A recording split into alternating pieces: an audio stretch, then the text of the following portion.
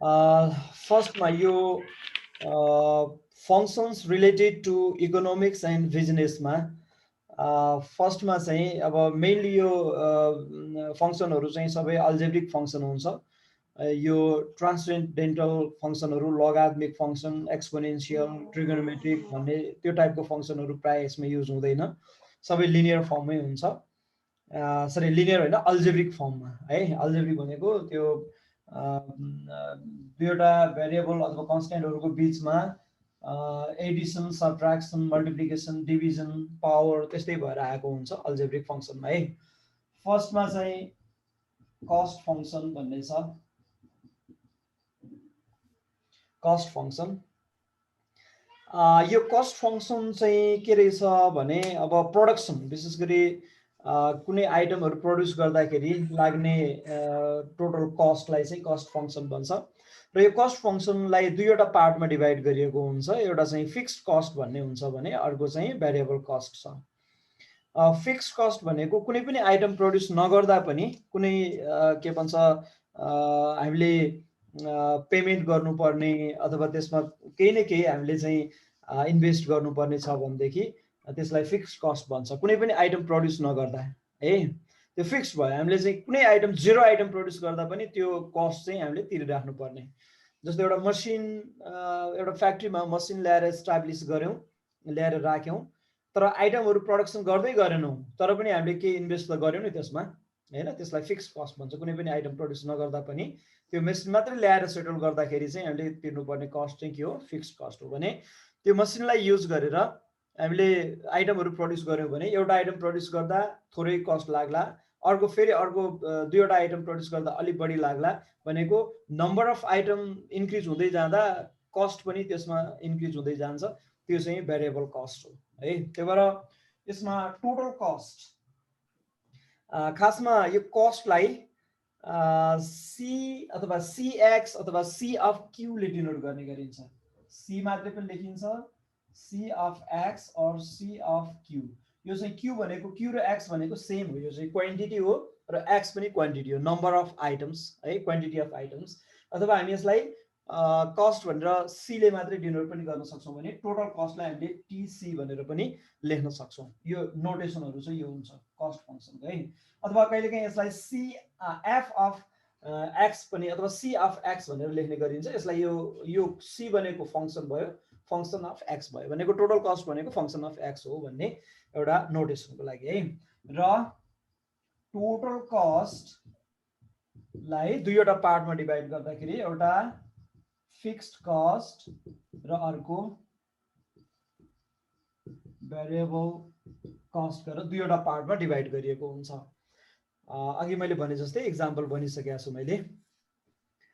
Fixed cost भनेको के र भेरिएबल कस्ट भनेको के। र यो टोटल कस्ट अघि मैले यहाँ नोटेसनमा लेखिसकेको छु। एउटा टिसी मात्र लेख्ने गरिन्छ, अर्को सिएक्स लेख्ने गरिन्छ अथवा सी अफ क्यू लेख्ने गरिन्छ। भने कहिलेकाहीँ फङ्सन अफ क्यू अथवा फङ्सन अफ एक्स भनेर पनि यो टोटल कस्टलाई डिनोट गर्ने गरिन्छ।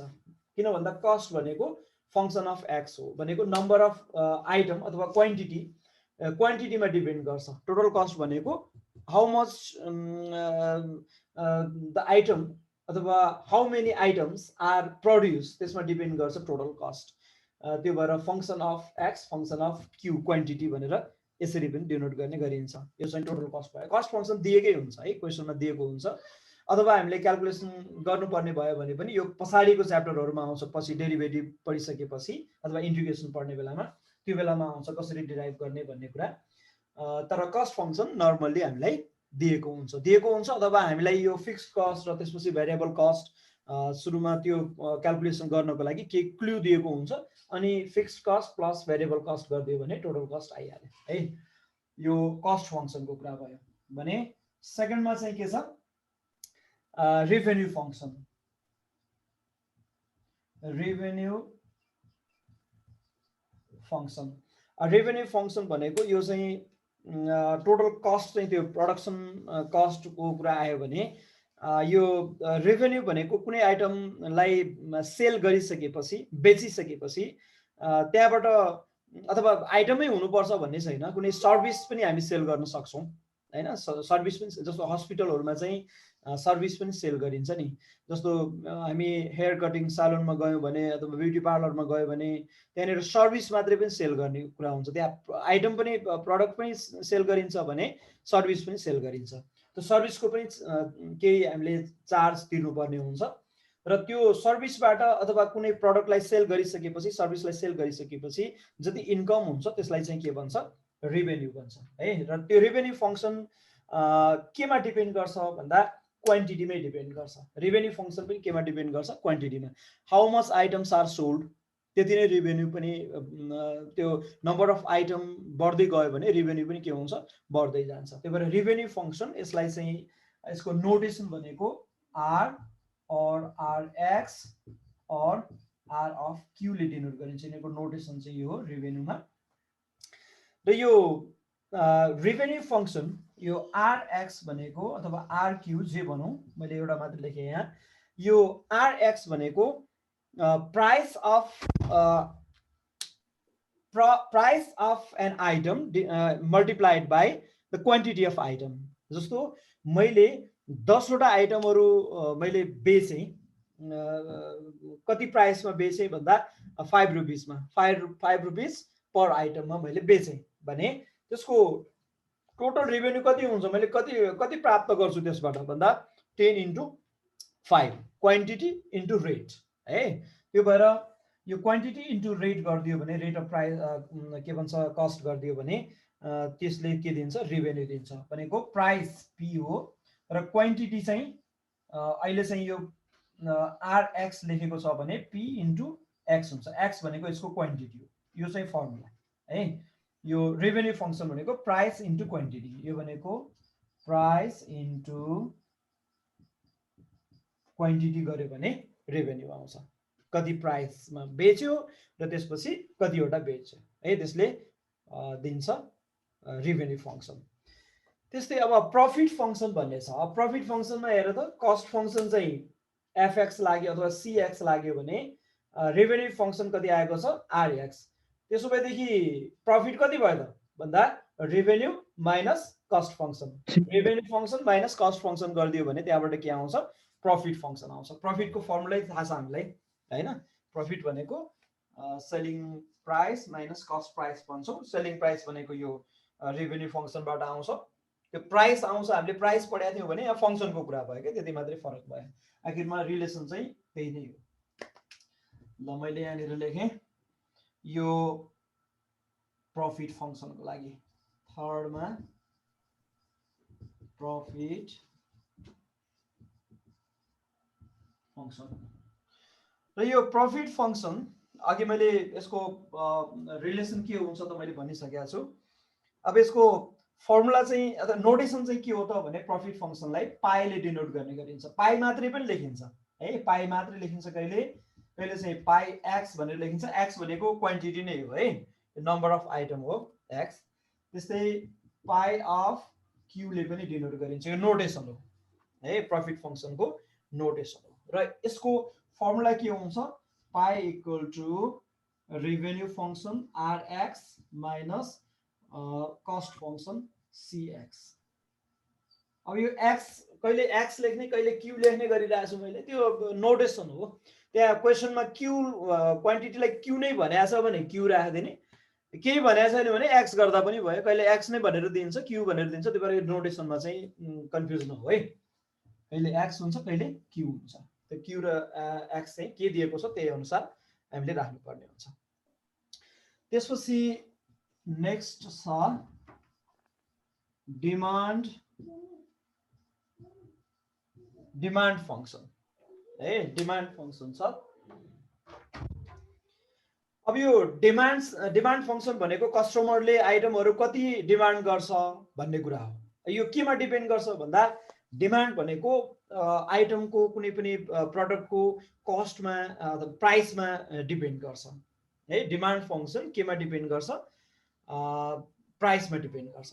त्यही भएर डिमान्ड फङ्सनलाई यो क्वान्टिटी क्यू भनेर पनि डिनोट गरिन्छ है। क्वान्टिटी जति प्रड्युस गरेको छ त्यो डिमान्ड अनुसार प्रड्युस गरिएको हुन्छ भन्ने आधारमा भने त्यसलाई डिएक्स पनि लेख्ने गरिन्छ कहिलेकाहीँ, भने कहिले चाहिँ पीले मात्रै डिनोट गरिन्छ है। पी इक्वल टु अनि समथिङ क्यू भनेर दिएको हुन्छ, त्यहाँ रिलेसन दिएको हुन्छ, त्यहाँबाट हामीले डिमान्ड फङ्सन हामीले डिराइभ गर्छौँ। तर यो भनेको के हुन्छ, कहिलेकाहीँ डिएक्सले पनि डिनोट गरिन्छ भने यसलाई, र यो डिमान्ड फङ्सनको लागि चाहिँ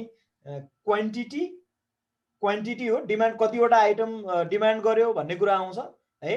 भने त्यो केमा डिपेन्ड गर्छ भन्दा प्राइसमा डिपेन्ड गर्छ है। त्यो भएर डिएक्सको नोटेसन डिएक्स पनि लेख्न सकिन्छ भने यसको रिलेसन भनेको प्राइससँग हुन्छ।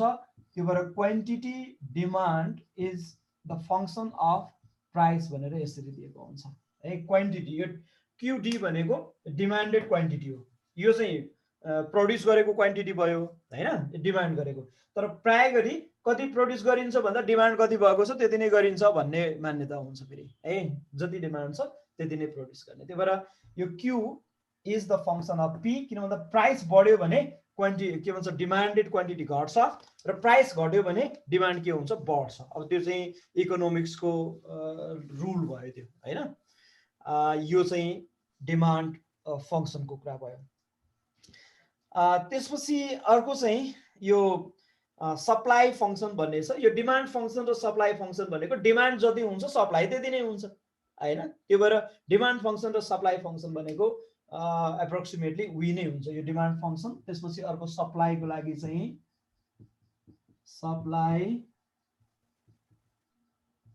सप्लाई फङ्सन पनि यो पनि एक्ज्याक्टली त्यो डिमान्ड फङ्सन, डिमान्ड जति हुन्छ सप्लाई पनि त्यति नै हुनु पर्यो कि होइन। डिमान्डलाई ओभरकम गर्नको लागि सप्लाई गरिने हो। त्यो भएर यो क्युएस जुन सप्लाई हुन्छ त्यो सप्लाई पनि फङ्सन अफ प्राइस नै हुन्छ है। अब यसको लागि चाहिँ छुट्टै कुनै नोटेसन भन्दा पनि QS equal to function of P नै भन्ने हुन्छ। यसलाई एकदमै यसको नोटेसन यही नै लेख्नुपर्छ भन्ने चाहिँ यो सप्लाईमा छैन। यो सप्लाई फङ्सनको कुरा भयो। त्यसपछि अर्को एउटा मोस्ट इम्पोर्टेन्ट रिलेसनसिप यहाँ ब्रेक इभन पोइन्ट भन्ने छ। 5 मा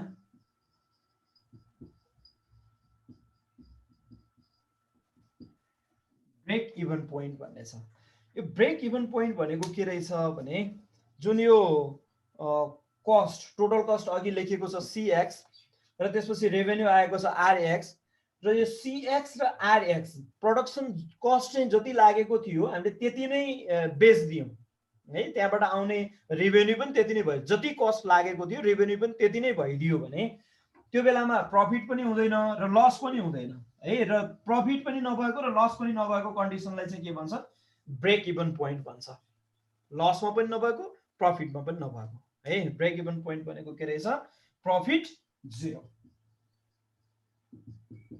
प्रफिट जिरो भएको कन्डिसनलाई चाहिँ के भन्ने रहेछ ब्रेक इभन पोइन्ट भन्छ।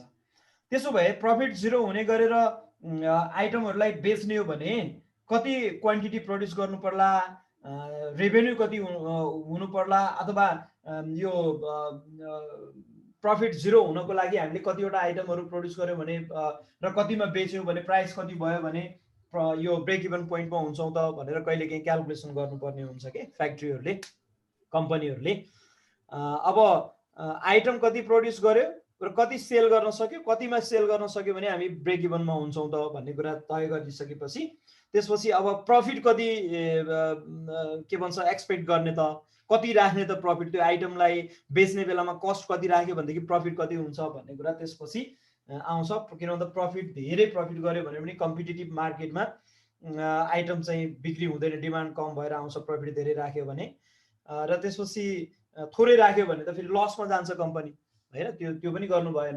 त्यो भएर यो ब्रेक इभन पोइन्ट पहिला सुरुमा पत्ता लगाएर यतिसम्म आइटम प्रड्युस गर्यो भने र यतिमा बेच्न सकियो भने ब्रेक इभनमा जान्छौँ हामी, त्यसभन्दा माथिको आइटमले चाहिँ प्रफिट दिन्छ भन्ने कुराको क्यालकुलेसन भइरहेको हुन्छ।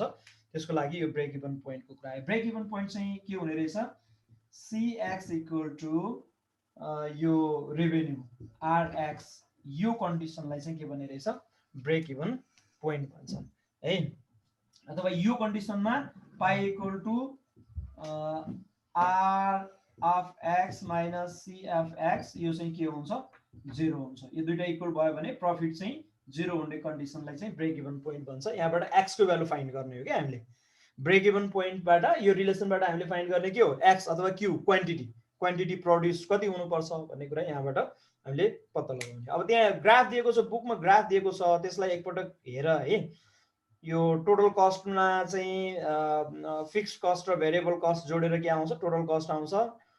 त्यसपछि सेल्स रिभेन्यू भनेको छ। यो ग्राफ त हामी त्यति धेरै अहिले यसमा स्टडी गर्न आवश्यक छैन हामीलाई, तैपनि यो ब्रेक इभन पोइन्ट त्यसपछि डिमान्ड प्रफिट कस्ट टोटल कस्टको एउटा भिजुअलाइज फर्म चाहिँ ग्राफ हुन सक्छ। तिमीले ग्राफलाई हेरेर पनि थोरै आफैले पनि स्टडी गर्न सक्छौ है। यो विशेष गरी इकोनोमिक्समा अलि धेरै चाहिने कुरा हो यो ग्राफिकल कुरा चाहिँ। अर्को चाहिँ मार्केट इक्विलिब्रियम कन्डिसन भनेको छ कि। अब इक्विलिब्रियम कन्डिसन मात्रै पनि भन्छ, इक्विलिब्रियम कन्डिसन मात्रै भन्यो भने फेरि अब जुनसुकै सेक्टरमा पनि जान सक्छ हामी। अब अरू सब्जेक्टहरूमा पनि इक्विलिब्रियम कन्डिसनहरू हुन सक्छन्, तर यहाँनिर चाहिँ यो मार्केट र इकोनोमिक्ससँग रिलेटेड बिजनेसमा चाहिँ मार्केट विशेष गरी इक्विलिब्रियम कन्डिसनमा छ भनेको मतलब के हो भन्दा डिमान्ड र सप्लाई फङ्सन इक्वल भयो भने त्यो कन्डिसनलाई के भन्छ इक्विलिब्रियम कन्डिसन भन्छ है। यो चाहिँ मार्केट इक्विलिब्रियम कन्डिसन भनेको यो के रहेछ डिमान्ड फङ्सन र सप्लाई फङ्सन इक्वल भएको है। डिमान्ड फङ्सन इक्वल टु जस्तो यो कस्ट फङ्सन अघि आयो नि सीएक्स, कुनै आइटम प्रोड्युस गर्नको लागि प्रोडक्सन कस्ट कति लाग्छ भन्ने कुरा सीएक्स बाट आउँछ हो। त्यसपछि रेभेन्यू कति हुन्छ, हामीले कतिमा बेच्न सक्यौं त्यो आइटमलाई जति बढीमा बेच्न सक्यो त्यति नै रेभेन्यू पनि बढी नै आउने भयो हो। सेलिङ प्राइस भनेको हो त्यो रेभेन्यू भनेको।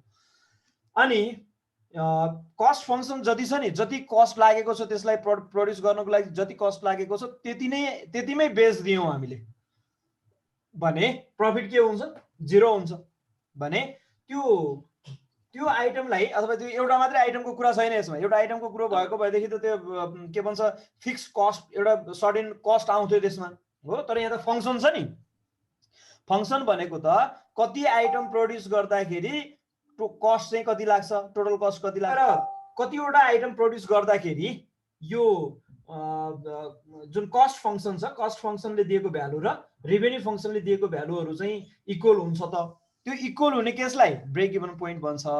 भने त्यो ब्रेक इभन पोइन्टमा पुग्नको लागि हामीले कतिवटा आइटम कम्तीमा कतिवटा आइटमहरू प्रोड्युस गर्नुपर्छ त भनेर क्याल्कुलेसन गर्नको लागि यहाँ एउटा रिलेसन इस्टाब्लिस गरिएको छ। त्यो भनेको सीएक्स इक्वल टु आरएक्स हो, हुनुपर्ने चाहिँ कस्ट इक्वल टु रेभेन्यू हो। तर यहाँ चाहिँ फङ्सनको टर्ममा आएको छ किनभने त्यो आइटम कतिवटा आइटमहरू प्रोड्युस गर्यो भने यो के भन्छ प्रफिट 0 हुन्छ, 0 कन्डिसनमा पुग्छौँ हामी। अनि यो भन्दा बढी प्रोड्युस गर्यो भने बल्ल प्रफिट स्टार्ट हुन्छ भन्ने हुन्छ के कम्पनी यो फ्याक्ट्रीहरूमा यो आइटम प्रोड्युस गर्ने फ्याक्ट्रीहरूमा। त्यो भएर यो सीएक्स इक्वल टु आरएक्स गरेर हामीले के गर्छौँ प्रफिट के भन्छ प्रफिट 0 हुने कन्डिसनमा पुग्छौँ। त्यसपछि त्यो सीएक्स इक्वल टु आरएक्स हुनको लागि कतिवटा आइटम प्रोड्युस एक्स को भ्यालु कति हुनु पर्यो त भनेर यहाँबाट यो रिलेसनबाट हामीले फाइन्ड गर्छौँ एक्स को भ्यालु। अनि त्यो एक्स को भ्यालु फाइन्ड गरिसकेपछि यो ब्रेक इभन पोइन्ट भयो भनेपछि कम्तीमा हामीले यति चाहिँ प्रोड्युस गर्नै पर्ने भयो। त्योभन्दा कम प्रोड्युस गर्यो भने लस हुन्छ हामीलाई। त्यति प्रोड्युस गर्यो एक्स यतिवटा आइटम प्रोड्युस गर्यो भने हामी ब्रेक इभनमा हुन्छौँ। अनि त्योभन्दा बढी प्रोड्युस गर्यो भने बल्ल के आउँछ प्रफिट आउँछ भनेर क्याल्कुलेसन गरिन्छ के। त्यही भएर यसलाई चाहिँ यो रिलेसनलाई चाहिँ ब्रेक इभन पोइन्ट हो। रिलेसन भन्दा पनि पोइन्ट हो। र त्यो पोइन्ट कसरी आउँछ त भन्दा यो दुईवटा सीएक्स र आरएक्स लाई इक्वेट गरेर एक्स को भ्यालु निकालेपछि त्यो एक्स को भ्यालु नै के भयो एउटा फिक्स्ड भ्यालु भयो पोइन्ट भयो। त्यसपछि यो मार्केट इक्विलिब्रियममा यही हो डिमान्ड फङ्सन र सप्लाई फङ्सन इक्वल भएको केसलाई चाहिँ के भन्ने रहेछ मार्केट इक्विलिब्रियम कन्डिसन भन्छ है। अब यसमा कुनै त्यस्तो टाइपको कुनै रिलेसन भन्दा पनि यो क्युडी इक्वल टु क्युएस भयो भने यो चाहिँ के हुन्छ मार्केट इक्विलिब्रियम हुन्छ। अरु खास केही कन्डिसन छैन यसमा, किनभने क्यूडी त्यहाँ दिएको छ, demand function equal to Q S भयो भने यो नै के हो, मार्केट इक्विलिब्रियम हो। यो ओभरअलमा यो भयो भने प्रत्येक आइटमको लागि छुट्टा छुट्टै आइटमको लागि हो भने अब कुनै फिक्स्ड पर्टिकुलर आइटमको कुरा आउँछ यहाँ, यो quantity of shoes demanded, quantity of shoes supplied हैन, कुनै एउटा आइटमको लागि यसरी चाहिँ यो मार्केट इक्विलिब्रियम कन्डिसन यसरी बुझ्नु। 1 मा fixed cost of 20 articles is ₹500। ल यहाँ गिवन के छ त्यो लेखौं है पहिला। Given fixed cost equal to कति छ, ₹500 हो। यो कतिवटा आइटमको लागि हो, फर 20 आइटम्स को लागि है। And variable cost for each article is 40 भनेको छ। Variable cost for each article भनेको अब कतिवटा आर्टिकल प्रोड्युस गरेको छ अथवा कतिवटा आर्टिकल त्यहाँ प्रोडक्सन गर्ने एउटा एस्टिमेसन गरिया छ अथवा त्यसको प्लानिङ गरिया छ भन्ने त थाहा छैन नि। त्यो भएर हामीले टोटल नम्बर अफ यो 20 आइटम्स को लागि त भइहाल्यो ₹50 भन्ने है, तर कतिवटा आइटम प्रोड्युस गर्ने भन्ने त थाहा छैन। त्यसलाई हामी सपोज गरौँ, let x equal to number of के भन्छ आर्टिकल्स भनेको छ कि आइटम्स, आर्टिकल्स आइटम भनेको रहेछ के आर्टिकल्स भनेको रहेछ, मैले त्यहाँ आइटम लेखेँ, आर्टिकल्स नै हो है त्यो। नम्बर अफ आर्टिकल्स भनेको x छ। अब x मध्येमा 20 आइटम्सहरुको त कति भयो, फिक्स कस्ट 500 भयो भने बाँकी रहेको आर्टिकल्सहरुको भेरिएबल कस्ट चाहिँ कति छ फेरि 40 छ। त्यसो भए भेरिएबल कस्ट कति हुने भयो, भेरिएबल कस्ट x - 20, यो बाँकी रहेको यो 20 आइटमहरु भन्दा बाँकी टोटल आइटम त यो छ x छ हो, आर्टिकल्सहरु। त्यो भएर बाँकी रहेको यो फिक्स कस्ट चाहिँ 20 आइटमको भइहाल्यो भनेपछि टोटल यो x आर्टिकलहरुमा 20 आर्टिकल्सहरुको फिक्स कस्ट 500 भयो भने बाँकी रिमेनिङ आर्टिकल्सहरु चाहिँ कति हो, x - 20 हो। र x - 20 को लागि इच आइटमको ₹40 पर्छ अथवा 40 पर्छ भनेको छ त्यसले। त्यसको मतलब x - 20 इन्टु 40 भयो। अब यसलाई लेख्दाखेरि 40 इन्टु x - 20, अब यो मल्टिप्लाई गरेर लेखिदिँदा पनि हुन्छ। अब हामीलाई सोधेको के हो, टोटल कस्ट। टोटल कस्ट भनेको fixed cost plus variable cost, FC plus VC हो। यो भनेको 500 प्लस 40 इन्टु x - 20, यो भनेको 500 plus 40x minus 800, 40x minus 300। ल टोटल कस्ट भनेको CX अथवा TC जे लेखौं, यहाँ Q चाहिँ लेखिएन किनभने x सपोज गरिया छ नि, त्यो भएर यहाँ CQ, यहाँ Q भनेर यो नम्बर अफ आर्टिकल्सलाई Q सपोज गरेको भए CQ भनेर लेख्न सकिन्थ्यो है। अब यसपछि also find the total cost of 90 articles भनेको छ। और 90 आर्टिकल्सलाई हामीले केले डिनोट गरेका छौं, नम्बर अफ आर्टिकल्सलाई नम्बर अफ आर्टिकल्स के हो, x हो। when x equal to 90, C of 90 भनेको cost of 90 articles कति हुने भयो, यो फंक्सनमा 90 राखिदियो भने x को भ्यालु 40 into 90 minus 300 कति हुन्छ यो 3300। The production cost of 90 items चाहिँ कति हुने रहेछ 3300 भयो।